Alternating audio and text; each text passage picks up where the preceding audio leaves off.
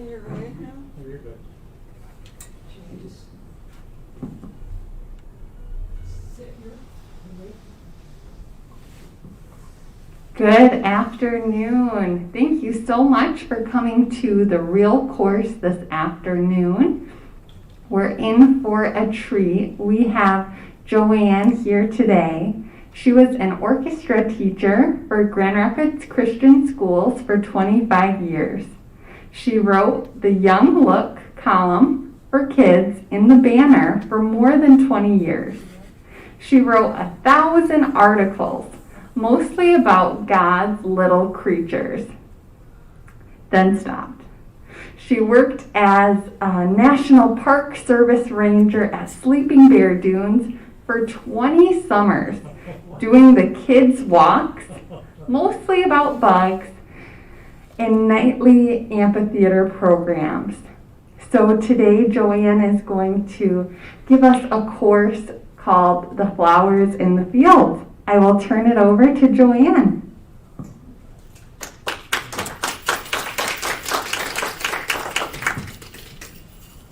Thanks, Alicia. Take your mask down. Joanne, can you take your mask off, please? Yeah. And you can put that microphone down. You have one on your ear. Okay. Perfect. Can you hear me? Yeah.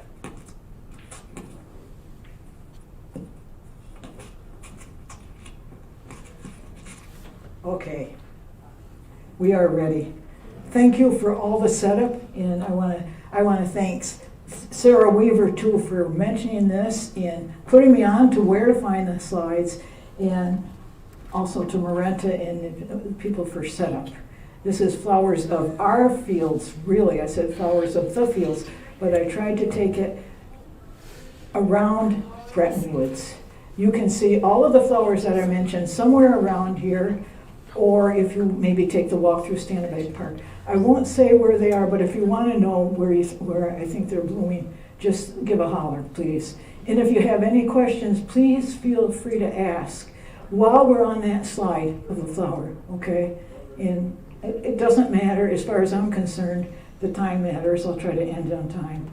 But if we skip a flower or two along the way because you want to know more about another flower, please feel free to ask, okay? We'll start with the early spring bloomers, and we will go on. So, first slide, skunk cabbage. Skunk cabbage was out in Stannebeck Park about a week ago. It's probably finished blooming now. Skunk cabbage is truly a wildflower, believe it or not. It's wild, and it's got all the reproductive parts of a flower, so it's a wildflower. However, at times it's almost more human than it is plant. This is the only picture we have of it, but for two reasons. Number one, it makes its own heat. Most plants don't do that, but you can see pictures and you can see actual skunk cabbage blooming with snow around it, okay? Inside the skunk cabbage, it stays 60 to 70 degrees Fahrenheit.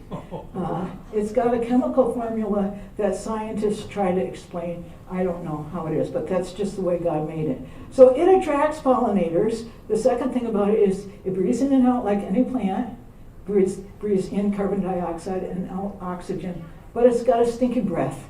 It just smells foul. It's skunk cabbage, but that's to attract the pollinators that it needs.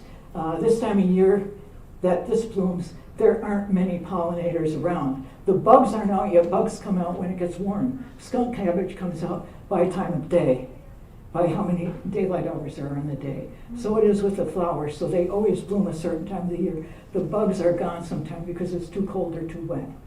Okay, does that all make sense? So we will move on from skunk cabbage to violets. In field or in woods, violets are some of the first flowers out. And because there aren't many pollinators out, they actually do their best. They put on their best show to attract pollinators. You can see a wild purple, which bees can see well, or, next slide, you can see there the yellow violets are actually telling the pollinators where to go. Here's the line. There's sweet nectar in there. And incidentally, there's pollen in there too. So that way, one of the early wildflowers gets pollinated very easily. Next one, please. Ants drag their seeds around. They make a little thing called ant candy. That's this part right here that ants just love. And they'll take a violet seed and drag it to the ant colony. They usually don't get it all the way. But what they're doing is helping to plant other violets away from the original colony. Because you know violets can grow by stolen too, by runners. They'll plant another plant. But this ants help plant another seed. So we start a completely new violet colony. Next. There's also a violet that blooms in the fall. That's called Clistigamous violet. That's it. You never see it. It's just really a backup system for keeping the violets going. It's another kind of violet. It grows like that. It grows under the bushes and like that. And it puts out just little pods. And the pods make the seeds and fertilize the seeds. And make the flowers, fertilize the flowers all in the pod, and make the seeds, and then pop open and scatter the seeds all over the place. Scientists don't know how they do that. Scientists don't know a lot about this stuff. That's just the way God made it, so that we would always have violets. Next. Oh, lupin, flowers of the field. Lupin are like their cousin alfalfa, closely related to alfalfa. They put nitrogen in the soil, and we like to have lupin enrich the soil. Next. Close-up of a lupin. Lupin talks to bees. It wants its pollinator to come. And the way it does it is by sight. The florets that are not pollinated are white on top. Bees see white very well, so they zero in for those flowers. After they're pollinated, this little part, we call it the flag or the banner, turns red. Bees don't even see red. They see it as black. They don't pay any attention to it. So when bees come to a field of lupin, they automatically go to the flowers that haven't been pollinated. So lupin can be self-pollinated, within this plant, but also in a whole field. The bees are all over that. But if you ever see them, look at where they're going. They're going to the white banners. Next. Aha. The wonderfully useful weed, dandelion. Number one, every petal on a dandelion makes seeds, although we don't always see it. Number two, dandelion closes at night and opens in the morning to protect its pollen. Number three, you may see dandelion plants growing this big, but their roots grow at least 10 feet. Next, I think we have, as anybody can tell you, okay, dandelion greens are good. Does anybody here eat dandelion greens? People used to eat dandelion greens quite a bit. They're rich in vitamin A, rich in vitamin C, and in calcium and iron too. Next. It's the seeds that we find most interesting. Each seed is carried by its own parachute. We all knew that. The seeds, when they're ready, they detach very easily. And of course, they can blow up to 5 miles away to plant. And when they plant, they're designed to go directly down. And you see these little barbs? They plant themselves about that deep and gradually work themselves into the soil. So you see a bunch of seeds coming your way and you don't want dandelions in your yard. Get out there right away. Take care of them. Next. Next comes, that's dandelions in your yard. Now we'll do the next, another one. This is a close cousin of dandelion. It's chicory. And in my opinion, this is one of the most beautiful flowers on God's green earth. I love the color. I love chicory. It opens and closes for only one day. It's not like dandelion that way. You get one day to see it and it closes. And then another flower on the plant will open and close. But it's on one day only. Chicory has its uses. I think, how many of you have ever drunk coffee made of chicory root? Mm-hmm. Yeah. And chicory greens are sold as lettuce sometimes. I don't know if I ever ate it. I wasn't aware of it. But that's the beautiful chicory. Next. That's the field of chicory. Next. I think any of you who heard my bug slides, or saw my bug slides, saw this slide before. I called a monarch on a milkweed. Now I'm calling it a milkweed feeding a monarch. Because milkweeds were made especially for monarch butterflies, or for butterflies at least. Next, we'll look at it close up. Each of these cups is filled with nectar. Butterflies know that somehow. That's just the way they were created. There's little slits between the cups. They put their feet in the slits and then put their tongue down in the cups, in one cup at a time. So they go around, foot in slit, tongue in cup, foot in slit, tongue in cup. But when those feet go into the flower, something called a pollinium ties on. Next. Here's the pollen. They're in little saddlebags. This is a bug's leg. There's a saddlebag of pollen. There's a saddlebag of pollen. These saddlebags are made so that when the bug's leg goes in, they clip on. They stay clipped when the bug's leg comes out of the flower. They unclip when the bug's leg goes into the next flower.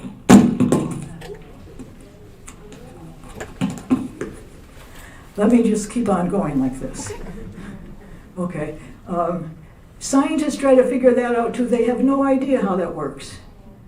I tried to read some of it, and it just got too complicated, but that's just the way that God made them. They clip at the right time and unclip at the right time. Pollinium. Next.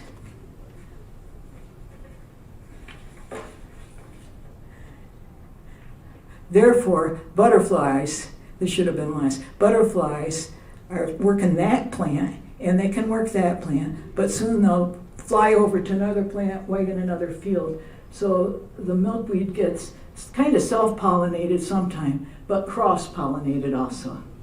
Next. St. John's wort. How many of you have heard of St. John's wort?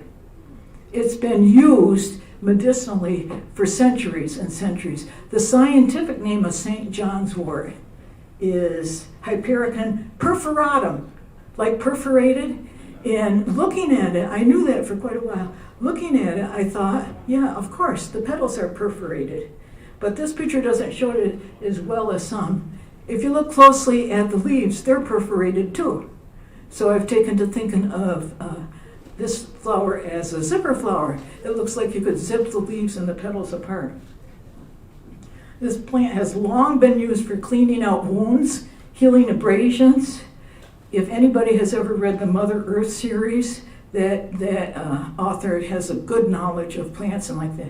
She talks about people using St. John's wort.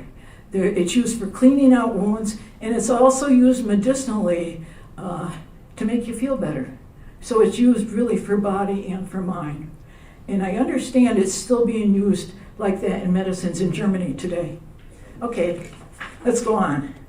Queen Anne's lace. Everybody knows Queen Anne's lace. This is the direct ancestor of the carrot. Pull up a Queen Anne's lace and smell it, and you will definitely smell carrot.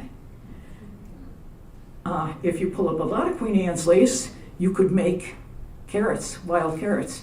Please not around here. They have a long blooming period, though, from May through October. So you have a long time to get carrots. Next, here's yarrow that blooms along with Queen Anne's lace. Yarrow, you can tell a difference because yarrow is not quite as round, and yarrow has leaves on its stem. Can we go back once? Just flip back to Queen Anne's lace. Can you see that? A little rounder. Now I'll go to yarrow. Not quite as round. That's what you can see from the field, and I'm saying this all with a real purpose in mind. Look at the stems. There's leaves. Queen Anne's lace, no leaves. Now, you have to be aware that there's another look-alike, and it's deadly. Does anyone know what it is? Waterhemlock. Does anyone know what waterhemlock is famous for in history? Socrates. Socrates drank the hemlock. I forget what the whole thing was, but I call it the Socrates plant. Next, there's Waterhemlock. Let's go on. Next, here's how you tell the difference. Waterhemlock has a very smooth stem. If you're out picking or fussing in the fields, you don't want to have anything to do with waterhemlock because it can give you a rash, it can give you breathing problems just being near it. That's what I understand. It's quite poisonous. So waterhemlock has very smooth stems. Next, Queen Anne's lace has hairy stems. You want to know how to remember that?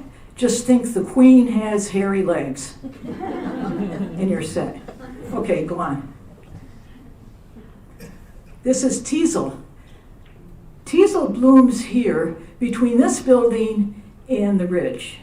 If you go down, if you drive through those condos and look at the grassy side, you know, where the stream is way down there, when you're ready to go almost to the stop sign going the other way, you will see Teasel. Our gardeners cut it quite often. I mean, our lawn people cut it. It's called an invasive weed, and I think it's absolutely gorgeous, especially next. Oh, one more. Just keep it. Right there is the flower, which doesn't look like much of a flower, but goldfinches love it, and it feeds several mammals and several birds, okay? The seeds blow in the wind. Now next. They blow in the wind and they blow in the rain and they hook on animals and they go all over the place, and that's why other people that are trying to keep their lawns clean don't like it. But as far as I'm concerned, that has absolutely an elegant shape. And nobody minds if you pick their dried teasel because they think it's a weed. But please wear gloves when you do, because it's pricky. Next. Jack in the pulpit. Or is it Jill? How many of you have seen Jack in the pulpits? How many of you have seen Jill in the pulpits? How many of you know if you've seen Jill in the pulpits?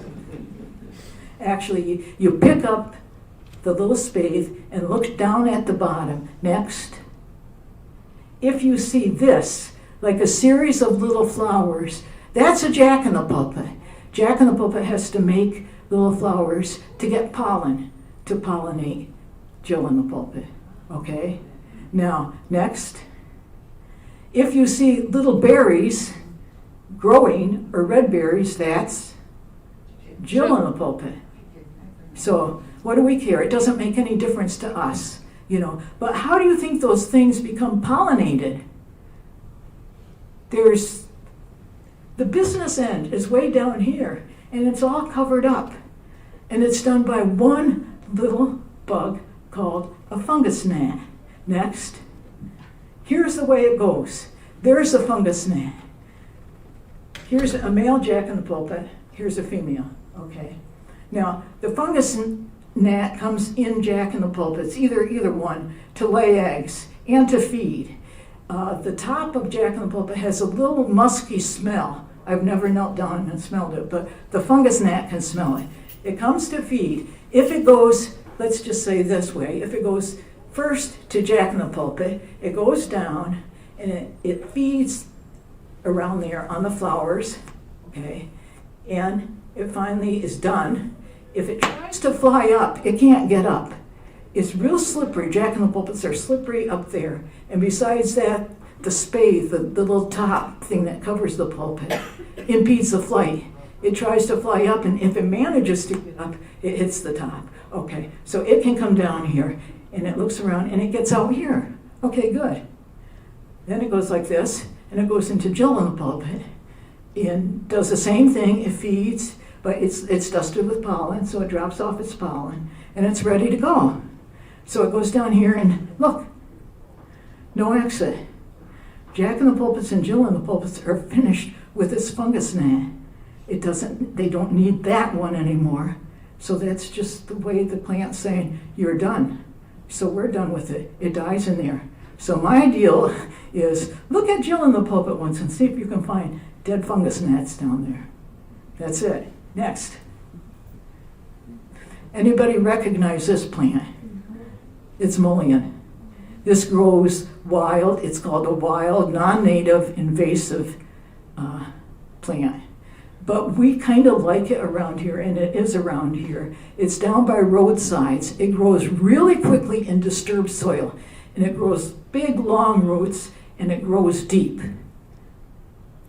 So there it is, holding the roadside. It can stay there for about 100 years, okay? So everything around it grows up around it. It's just a good roadside stabilizer. Can you see these? Just remember these big leaves, and let's go next to the flowers. They're really elegant little flowers, and they bloom upwards in a spiral. So if you look at it real closely, you can see a whole spiral of things growing upwards, okay? If you look at it closely here, you can see that this is fuzzy, just like the leaves. And I'm told that years ago, Quaker women who couldn't use makeup used mullein leaves for rouge. They'd rub their cheeks with it and their cheeks would redden. Next. We have another type of mullein here. This is called Mothmolan. And it's beautiful. It's just nothing like the first one. Some people call it cockroach mullein because it's been used, the parts have been used as a cockroach repellent for as long as people can remember. I don't think we have any need of cockroach repellent, and maybe we don't need it because we have the mullein around here. Who knows? Next. There it is. Some people say that the anthers, that if you look like this, just give it a glancing look, it looks like a cockroach. I couldn't see that. But that's the innards, the part that's used as repellent. Next. This is called Rudbeckia Herta. Okay, this is black-eyed Susan. I'm going to take a little time with this one. And what I say with it applies to all composite flowers, flowers that have petals and button-like interiors. Okay, oxeye daisies fall into that. Asters fall into that.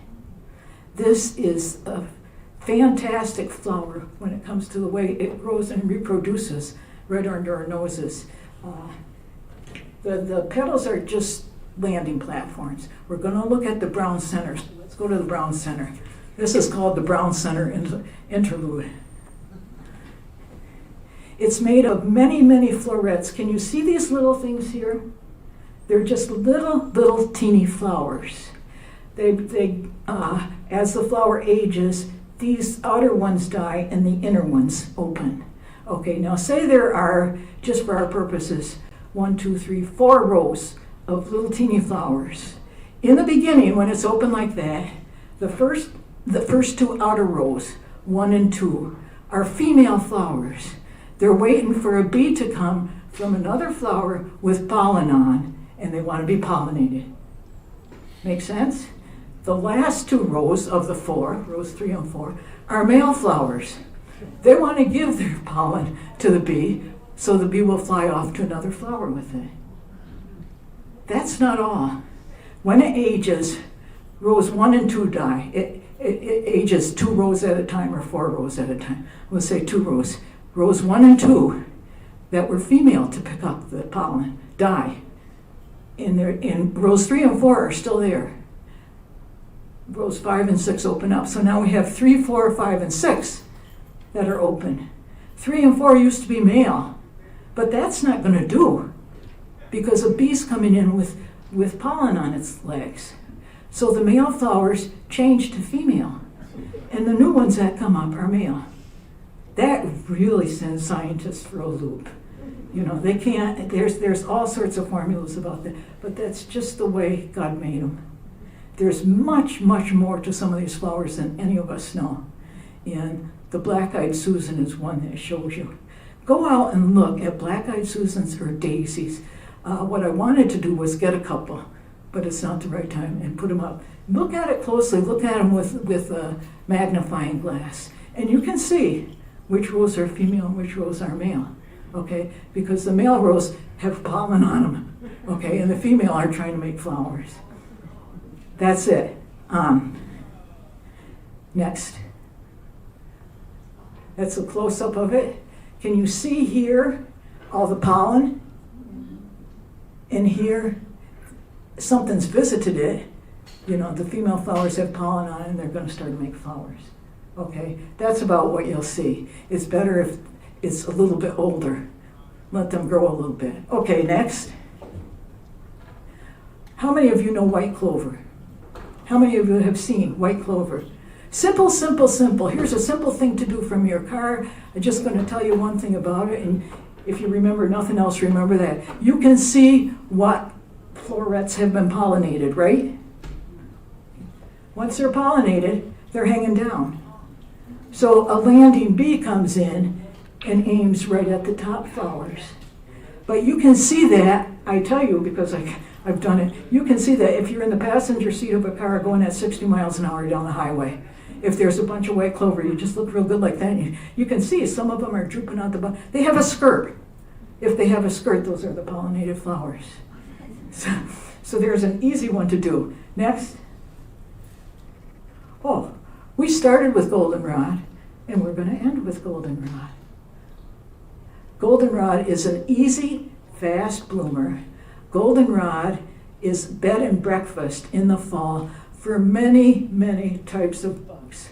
Bugs and spiders and everything else sleep in it at night. And if you want to see, go there. I did that with the kids for a bug collection. Take a piece of white, like a white pillowcase or something. Go in the morning, put it underneath the flower and shake. And parts of the flower will get up, will fall down. But also what you think are parts of the flower will get up and start running away. You know, it's just full of bugs. Inside of them, next, inside, among goldenrod, you gotta look close to the ground. You're gonna see this one blooming. This is our last wildflower because people call it a weed. This is ragweed, okay? It's made to spread its pollen by wind. It's green, it just sits there and it blows in the wind and it spreads its pollen. And what I hear from people and from doctors, I don't know, I can't say for certain, but people who think that they're allergic to goldenrod are really often allergic to ragweed. I have one experience, one person that I worked with went through all the tests because the goldenrod was out and she thought she was allergic to it and the doctor said, no, it's ragweed. So when you go out and see goldenrod, take your hanky along. You may snuffle and you may sneeze because there's something else logging attacks on your immune system. Next. Goldenrod, back to the beginning, back to where we started. We've done the full circle. It's time about for us to say goodbye. One more. That's all of Flowers in the Fields. The next time I do something, I'm going to try add the bugs. But thanks a lot for coming, and if you have any questions, please feel free to ask. Yeah, Diane. Is the same principle on sunflowers as on the brown-eyed daisies? Yeah, same principle in sunflowers as in the daisies. Anything that has petals like that and a button middle. A lot of flowers, like chicory, has a different kind of middle, but it's not a button middle. It's got to look like a button. And that button, if you look close, is just lots of flowers. Anything else? Yeah. There's an invasive flower that starts in a couple of weeks. It's purple all over the place. They grow in fields, purple and pink. And I read once that it's called Dane's Rocket. Dane's Rocket. Yeah. But it looks kind of like wild fox. Yeah, and I wish I could tell you more about it because I remember it. They're so beautiful. But go up Eastern Avenue, there's just so much of it. Yeah. I'll go up Eastern Ave and look at it. And I'm sorry I can't remember it right now. But it's really pretty. And it's supposed rocket. to be invasive. Sweet rocket. Right. Sweet Rocket. I thought it was Dane's They call it Rocket. that too. But it's a rocket. I know that we had it at the park. Okay. You know that in Michigan there's a soil line that goes, it goes from about Ludington to Saginaw. There's a different soil up north, and when you go from here up to Sleeping Bear Dunes, you see a lot of flowers.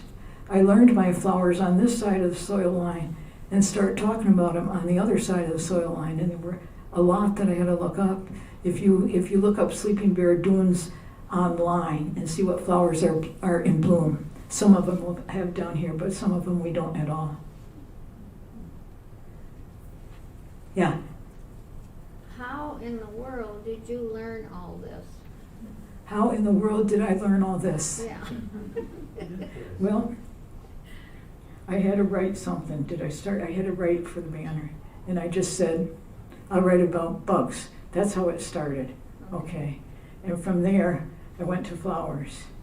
And we had a cabin with 10 acres, and I logged in all the wildflowers there and started learning about them so I could do the flower walk up at the park.